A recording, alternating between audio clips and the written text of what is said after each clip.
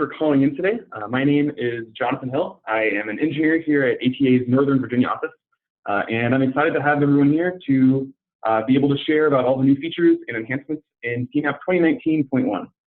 So before we get that far, though, I have a few notes and intros that I would like to share with you as well. So to start off with that, we will open things up for questions at the end of the demonstration. But until then, everyone has been muted so that we don't have any background noise or interruptions or anything. When we do get to the questions, we'll have some instructions on the screen about how you can unmute yourself to ask questions. And of course, you can submit questions anytime using the chat. Just note that I'll probably wait until the end to address those questions as well. Finally, we are recording today's presentation, so it should be available in both the free resources section of our website and on our new YouTube page in the next few days. So keep an eye out for that if you would like to rewatch certain parts or share with a colleague or anything. So starting off just with a brief intro to ATA. In addition to our role as a Siemens partner and reseller, ATA is also known for our robust engineering services, and really these two complement each other very well. So we're able to provide exemplary support by leveraging our experience overcoming similar problems across a wide range of industries in our services role. So on the service side of things, we offer complete integrated solutions that tend to focus on analysis and test-driven design. Many of the engineers here are working across disciplines to find the optimal solution. So whether we're analyzing the next generation of planetary rovers or performing ground vibration tests on state-of-the-art aircraft, ATA is proud to help our customers meet their toughest engineering challenges. Of course, being experts with Siemens software helps us to do precisely that. And speaking of the software, ATA can assist you with a variety of Siemens product lines, which I've listed here. That includes Femap, which we'll be talking about for the most part today, as well as Simcenter Nastran, which was formerly NX Nastran, Simcenter 3D, Star CCM Plus, and even more. We host a technical support hotline that is staffed by engineers who are using these tools every day. And in addition to that, we can help with license sales. We offer a variety of training classes that cover everything from introductory to more advanced topics. And then I always just like to point out that ATA develops the official Simcenter Nastran training materials, and it's the preferred North American provider of Simcenter Nastran training. In addition, we've recently been recognized as a Smart Expert Partner by Siemens with validated expertise in Femap and Star CCM Plus. So after the webinar, I would invite you to check out our software website. There's a lot of great stuff going on here. Just to start off with, it has a full schedule of our upcoming classes and if we have any other webinars or anything going on. It also has a contact form for our hotline, the latest software product information and brochures, and links to free trials. But probably my favorite part of the website is our collection of free resources that really are specifically aimed at our customers' needs. There's a ton of really great stuff up here. That includes white papers and APIs and presentations and tutorials and even more. So I would invite you after the presentation to check that out, and definitely let us know if there's a resource that you're looking for that isn't up there. Let us know and we'll see what we can do as well. With that though, I think we're ready to jump into today's feature presentation, which is what's new in Femap 2019.1. Again, my name is Jonathan Hill. I'm an engineer here with ATA Engineering. And so just a quick run through of what we'll be discussing today. We'll start off just with an introduction and going over some of the name changes and things that are coming to Femap. And then we'll continue one at a time with visualization and user interface updates, geometry enhancements, pre-processing enhancements. Then we'll dive into Femap to kind of look at some demos and see how some of that looks in practice before coming back to the slides to finish up with solver support, post-processing, and then finally our question and answer session. So first off, Femap 2019.1 is available now. You can go and download it today. It's available to download through GTAC. And then don't forget that anytime you're jumping up to a new version like this, you also need to download a new license file. You can also download your license file yourself from GTAC. So I have both these links here. The slides and the recording and everything will be available afterwards for you to check out. But if you run into any trouble with any of this, reach out to us and let us know, and we can help take care of you. And overall, this release just sort of continues the theme of building upon Femap's strong capabilities that allow us to maximize our efficiency in FEA tasks. So that includes geometry idealization and processing for finite element models, capabilities for powerful meshing, model creation, and interactive editing, in-depth support for industry standard solvers, and then finally the ability to customize our workflows to streamline our analysis process. So Femap 2019.1 introduces a new naming convention and release cadence. Femap's officially rebranded as Simcenter Femap, and similarly NX Nastran is rebranded as Simcenter Nastran. And really this just represents these two products' inclusion in the larger Simcenter portfolio of all Siemens CAE products. So that includes, of course, Femap and Nastran, but also Simcenter 3D, CCM+. So that's all that's really behind the name change. The rebranding doesn't inherently alter Femap or NX or Simcenter Nastran other than our normal release updates and enhancements. So Femap will continue to look the same, you'll get to it the same. Nothing really changes even though the name is updating. You'll also notice that there are some numbering updates, and this is just so that everything within that Simcenter portfolio has the same numbering scheme. And so what we'll see is that the previous release, Femap 12, is now followed up with Simcenter Femap 2019.1.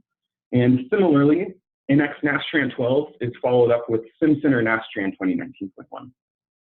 Now, in addition, the other big change that I like to point out here is that Femap going forward will be released on a biannual cadence. And so what we can expect going forward is that we'll see a new release every April and October. And these will be feature releases, so we can expect new features and expanded functionality. It's exciting with the shorter release cycle that we can get some of these new features sooner instead of having to wait months and months for the next big version to come out. One thing to keep in mind, though, is that each of these feature releases will be accompanied by database changes, which means you won't be able to open a Femap 2020.1 model in Femap 2019.1.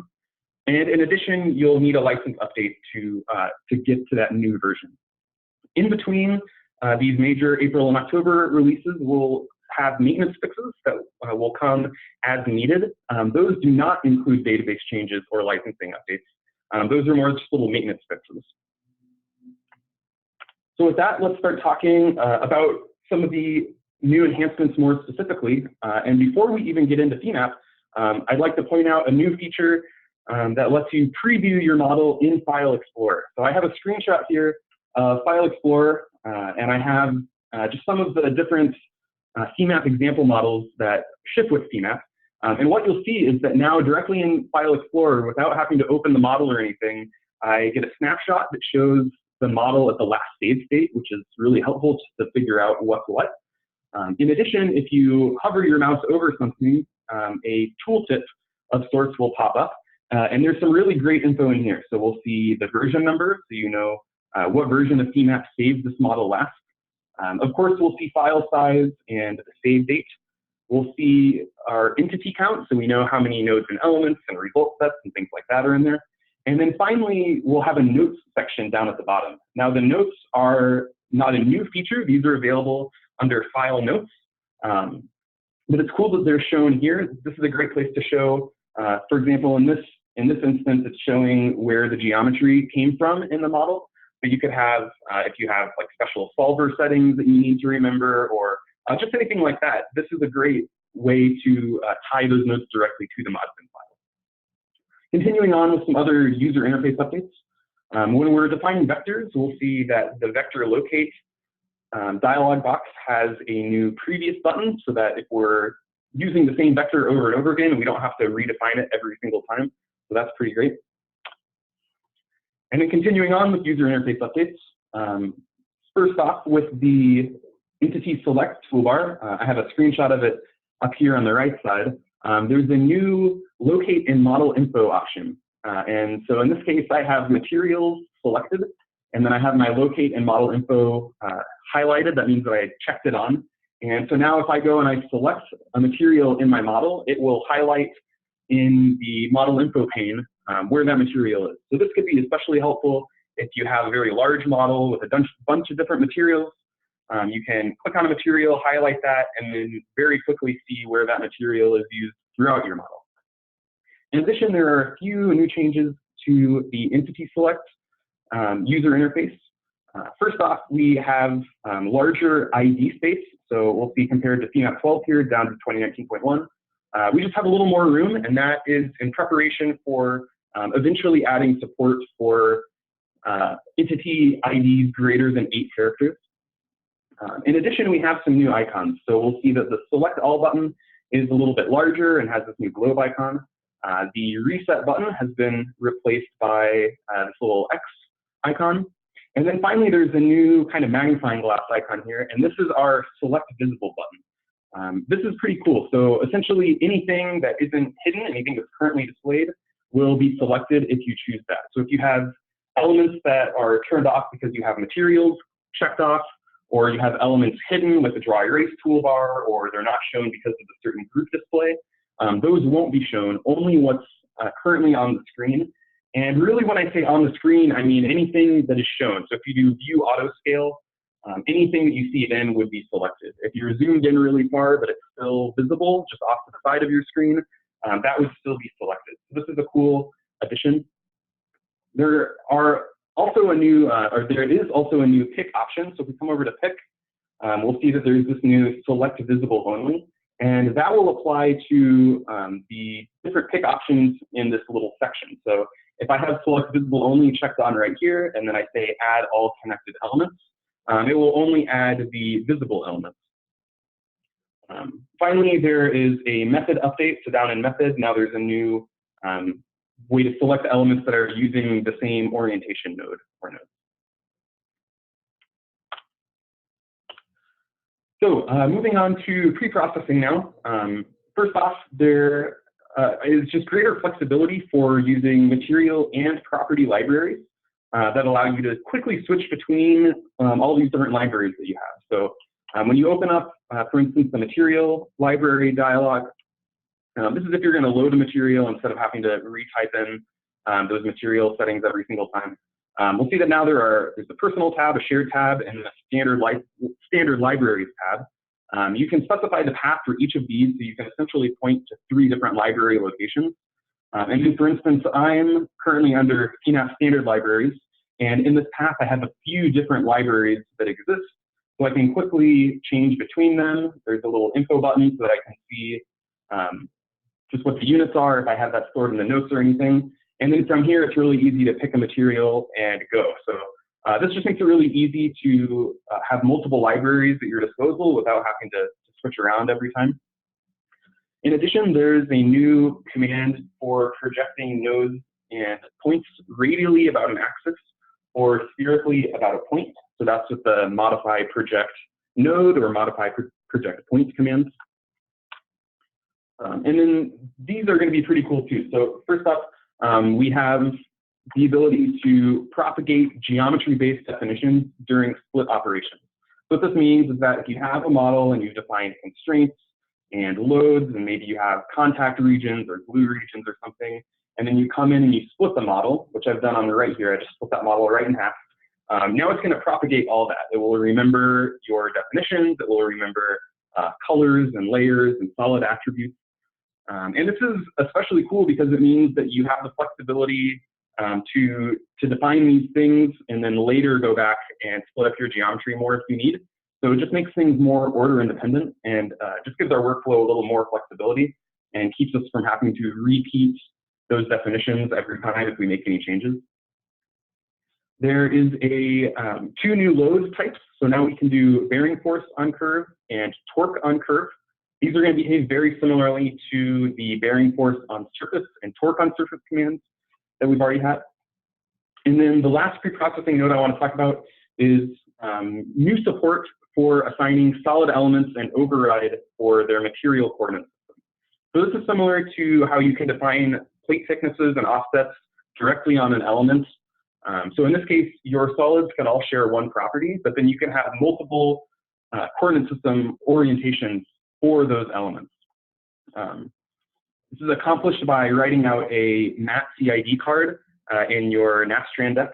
And it's really easy. So if you have a shape like this, and I'll demo this in a minute too, you can very quickly create a material coordinate system that is always aligned to the part even as it twists or curves or anything like this. So again, really cool updates they've made here. Continuing on to some of the meshing additions, and again, I'm going to demo some of these in just a minute, so hold tight. First, for element sweep, we now have the ability to sweep along element edges, so you no longer have to have curves defined.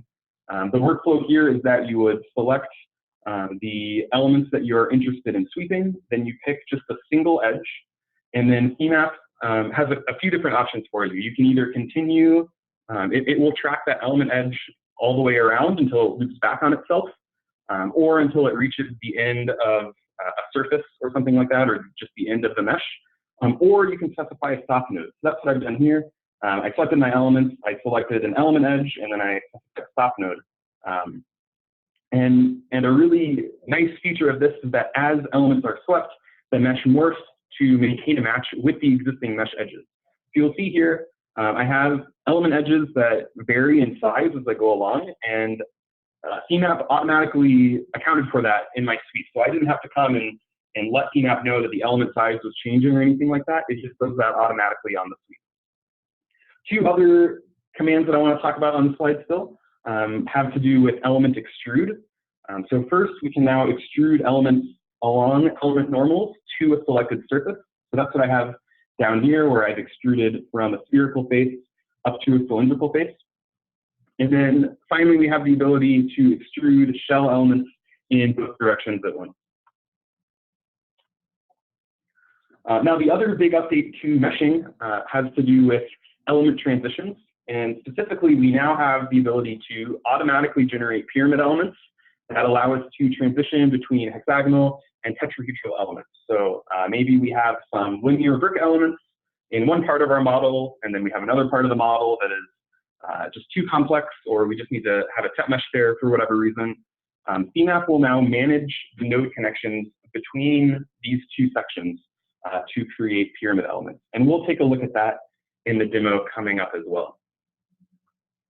Pyramids can be specified on any surface. So you can say between sections, you can specify to have pyramids there, or even just on any surface, you can specify where you want your pyramid elements to be. You can even have like a quad shell mesh with tetrahedral elements underneath that. Sort of along the same lines as this, there's a new command at modify update elements, connect linear parabolic elements that allows us to connect mixed linear and parabolic elements.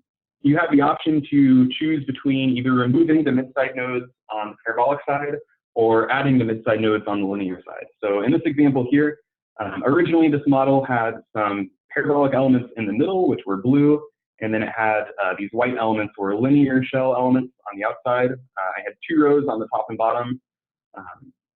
And so I used this command, and I decided to add mid-nodes to the linear side. And so that created these orange or yellow elements, which if you look over here, I've shrunk down the elements, and you can see that on the parabolic side, we still have our mid-side nodes, and that matches in these yellow elements now. But then on the other side, they are just linear shell elements. So Femap can create this and write it out to the Nastran deck for you, and just kind of take care of all of that on the fly.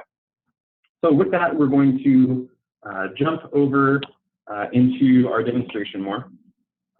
I would like to show the file explorer that I was talking about. So here's my folder with a few different Femap models that are loaded in. And we'll see that if I highlight an entity or one of these files, for instance, and I just kind of hover my mouse, maybe it's not doing it because I'm in presentation mode. But there we go. So I'll get these tooltips that pop up to tell me the version that saves it and helpful information like that, as well as the notes. Now the notes can be specified with file notes. So I could come in here and I could start to enter in maybe where my geometry came from or anything like that, just that I wanted to remind myself.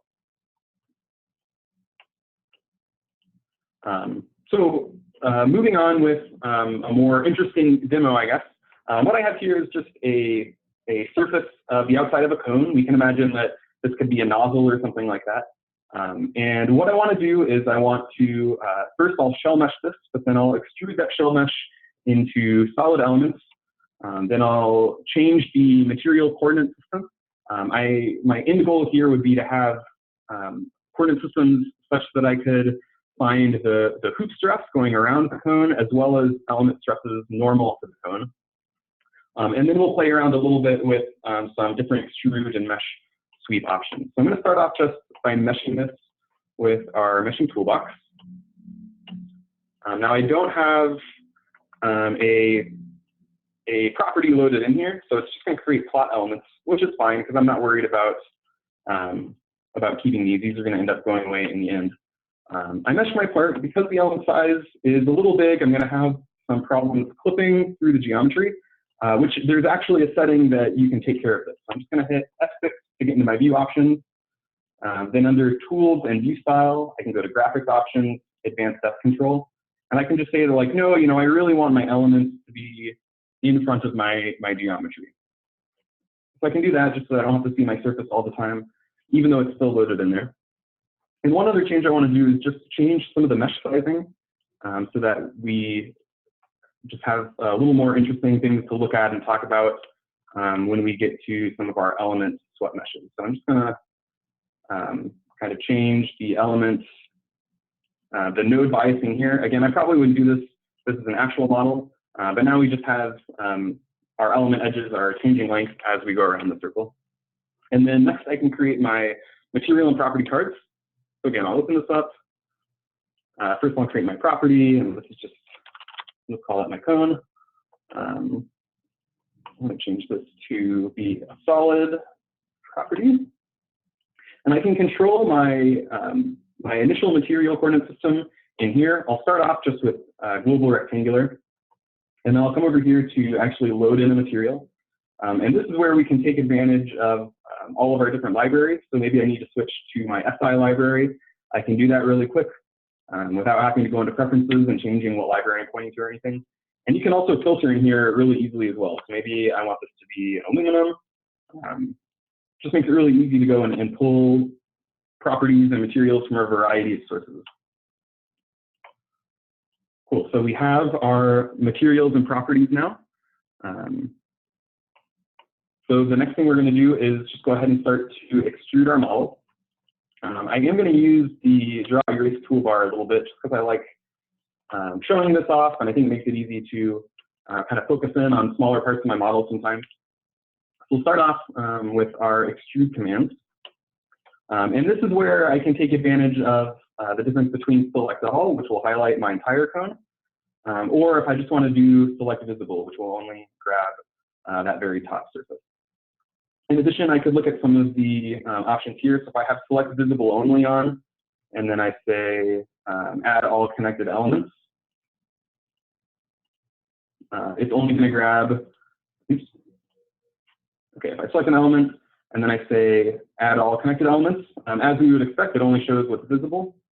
But then if I turn that off, and then add all connected elements, now we'll get the whole thing.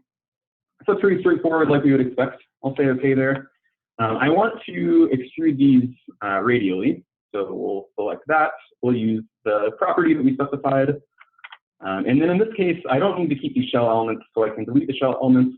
And now we can take advantage of this capability to extrude in both directions. So we'll check that on. I want to extrude about a vector, not about a point, so I'll say no. Now I have to define my vector. In this case, it lines up with the global z-axis. So I'll just enter that in. Of course, I could preview that if I wanted to make sure that I was really using the vector that I thought I was. And then I need a link. And so here we have our extruded elements. Now I'm going to use the dry erase toolbar again, just so that we can go into a wireframe view and take a look at the material coordinate system. So when I turn this on, we'll see that because of the way that I set the property up, right now everything is aligned to the global coordinate system. Again, that's what I set up in the property card. So of course I could come up and change this. Remember, our end goal was to have a hoop stress. So I can say global cylindrical, which gets us most of the way there. except what we'll see is that we still don't have a component that is normal to the surface of this cone. So if we wanted to be able to have both hoop stress and like a normal stress, we would end up having to create a bunch of different materials previously, each that reference the coordinate system as you went around. But what we can do now is we can just specify the coordinate system for each individual element all at once very quickly. So again, I know this wireframe view is going to get a little messy, so I apologize for that. But I can take care of this with modify, update elements, solid material coordinate system. Again, I'll select all my elements. And then now I can choose between removing any coordinate system overrides that I previously created. I could align to the element coordinate system. I could align to a specific coordinate system in my model, or I can create a new coordinate system for each element that aligns with the parameters that I choose here. So in this case, I'm going to use, say that the y-axis is going to be my hoop stress, and I'll align that with tangent to curve. And then I'll have z be normal out of the cone, and I'll just do closest face normal for that. There are additional options down here too that I could consolidate the coordinate systems that are created. So right now it'll create a new coordinate system for every element, which in this case is going to result in like 2,000 coordinate systems or something. So you can turn this on and start to adjust the tolerances if you don't want that many new coordinate systems in your model. I'm going to leave that off for now though. So say, okay, first I want to select my curve that the hoop stress will be tangent to, so I selected that. And then now it wants to select for the z-axis. So I can just select all of my faces here. And then when I say OK, it's going to take just a second to figure out how each thing should be oriented. And then very quickly, we'll have all of our new coordinate systems here. So I can turn all these on. Again, I'm going to use my friend up here, the little toolbar up here, just to show kind of the top row. And so what we'll see now is that we have the y direction for all of these is in the hoop stress direction. Z is normal to the plane. And so we actually have that for our entire model all the way down now. So this is something that is really cool and is available now in Femap 2019.1. I also want to look at some other extrude and sweep options while we're still in this model. So let's say that I want to have like a cylinder coming out of the top of this.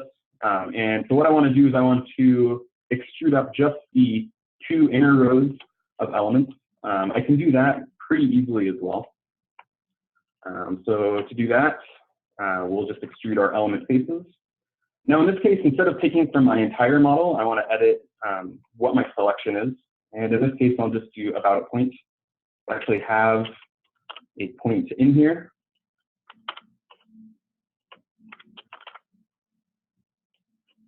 And so now I'm only selecting from these elements. And then I can select an element face from those and grab just those top element faces. So that's what we want to extrude up. I can just use a vector this time, so that's great. Say we want 10 elements up. And then in this case, I just want to extrude along the z vector again. And of course, I already defined that. So instead of having to redefine my vector, I can just hit previous and it'll load that in. Can also, again, preview it to make sure that z is the direction I want. So say OK.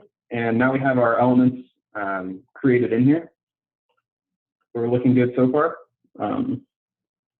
The next thing that I want to do is if I want like a surface, maybe I want like a sort of fillet here or a chamfer or something.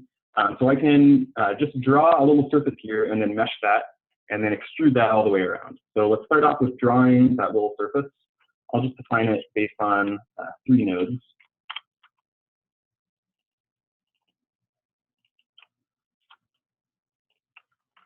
So we have our surface.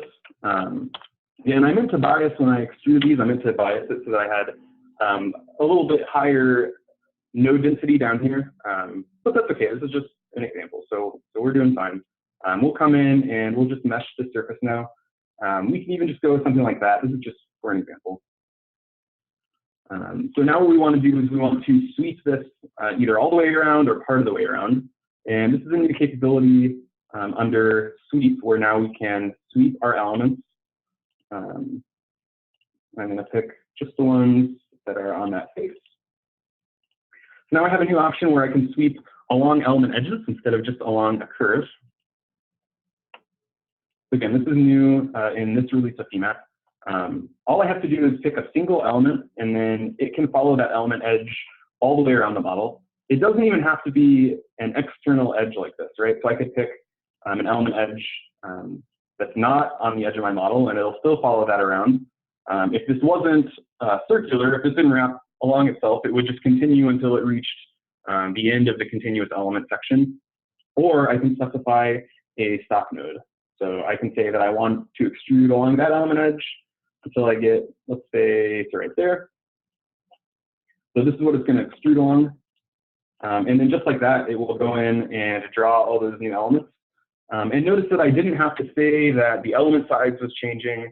It just knows based on the element edge path that it's tracing how to adjust my element edges. So again, some really cool stuff going on here. And a few other quick demos before we get back to the PowerPoint. The first is just our Extrude Normal to element faces. So this is my model that has a little cutout of a sphere down here, and then I have a cylinder up top. And now I have a new option to extrude along normals to surfaces. So I can select that. I already selected the elements, so it knows the elements in the direction already. And then I just say that I want to go until I get up to the surface. And so just like that, we can start to get some more interesting extrude shapes like that without having any solid geometry in here. And then the other thing I want to show is some of the new pyramid meshing capabilities. So in this model, I've gone through already and split it up a little bit. So now I have some sections over here that, for instance, I could very easily hex mesh this inner part, and then I have these little channels on the outside that I could just mesh along the edges that I could sweep a mesh through. So those will be hex meshable. But then whether it's too complicated or I just ran out of time, I didn't have time to prepare this middle section for hex meshing. So what I want to do in this demo is I want to get hex meshes over here and then a tet mesh in the middle. So first, I'll just start off by letting Femap know which sections I want to hex mesh. And I'll just resize these. And then I'll do the same thing for this tet element section. So everything is ready for meshing now. Like I said, I spent a little bit of time splitting these up, but it really didn't take that much time. And then now I can just come in and I can create my hex mesh on the solids here. And I'll just use the properties that are already loaded in here. And it'll load that. So I have a hex mesh on the outside. But then I want tet mesh in the middle. So let's see what it looks like with our new options in 2019.1. I can say mesh geometry. Now I'm just going to do solids.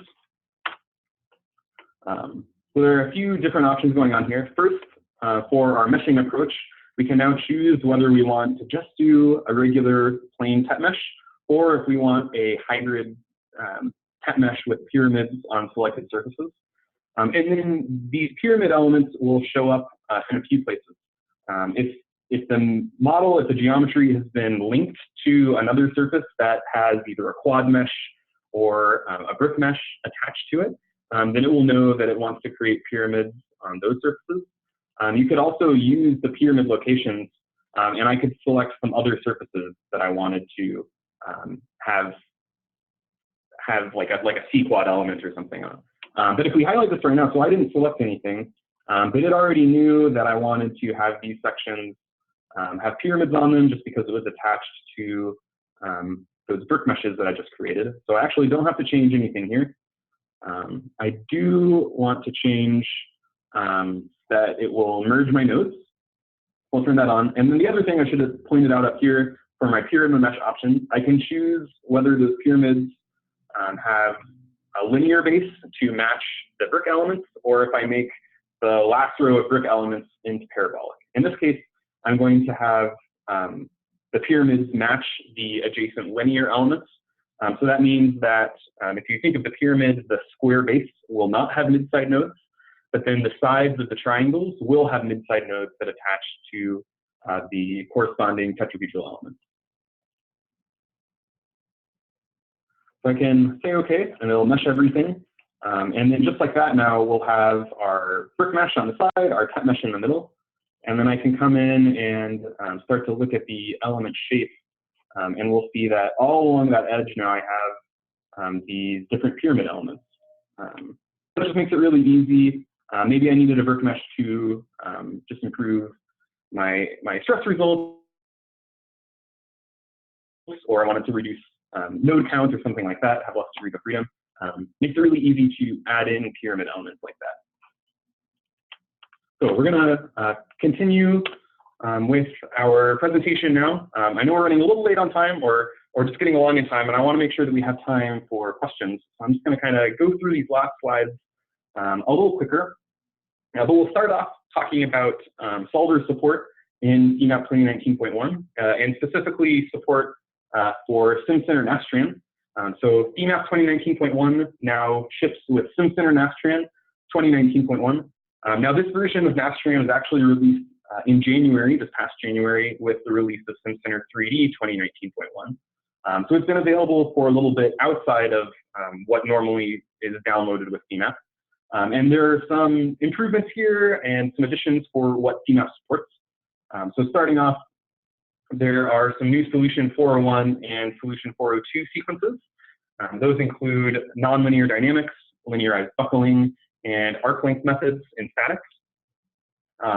In addition, specifically for Solution 401, there are some improvements that allow for bolt preloads on 1D elements. Solution 401 now supports pcomp and pcomp G cards. There is improved robustness for contact modeling. And then finally, there's a new transient dynamic subcase. We'll see support in Solution 200. This is our optimization solution. There's new support for frequency response analysis. And then there are some additional enhancements as well, including numerical enhancements to RD mode solutions, the extension of shared memory parallel capability to element matrix assembly operations. And finally, the automatic selection of numerical improvements during frequency response analysis. In addition, Femap now lets you specify the stat sub case control command. And this is going to come in handy when we're setting up our Solution 105 buckling analyses. So what this does is inside a single solution, we could have multiple static subcases and then multiple buckling subcases. And stat sub lets us point to which buckling subcase should use which static subcase and so on. There have also been some improvements to the ANSYS and abacus translators.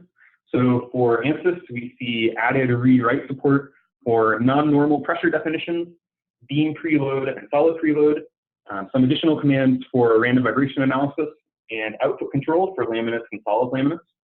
And then for the abacus translator, it will now allow users to specify thermal options for gap elements and contact. Now that's accessed via the abacus thermal button inside the analysis manager setup.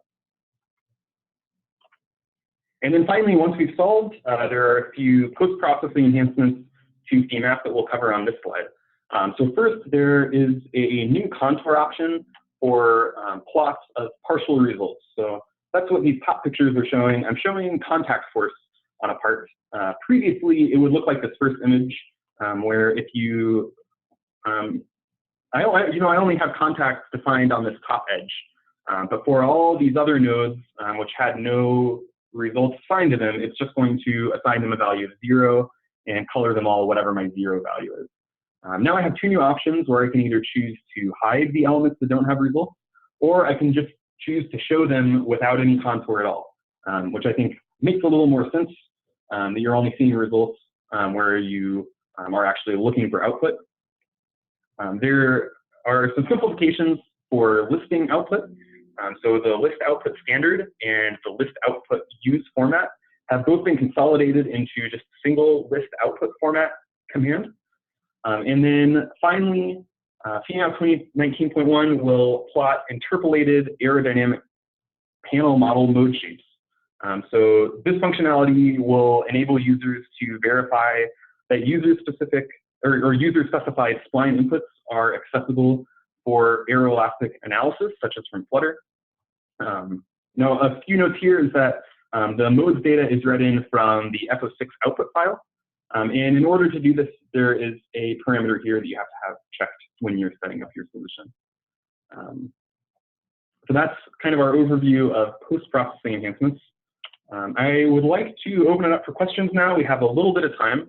I'm going to change the settings so that now anyone can unmute yourselves to ask questions, and this slide will show how to do that. You can also ask questions directly in the chat if you have any questions that way.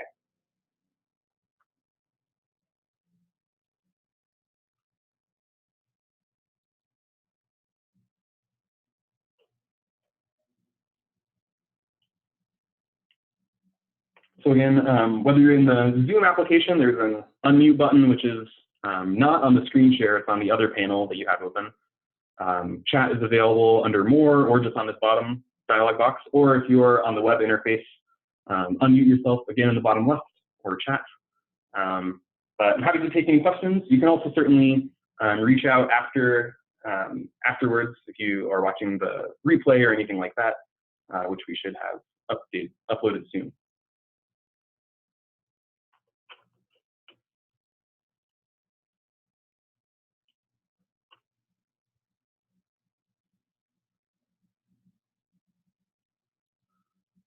Great, so I'm not seeing any questions.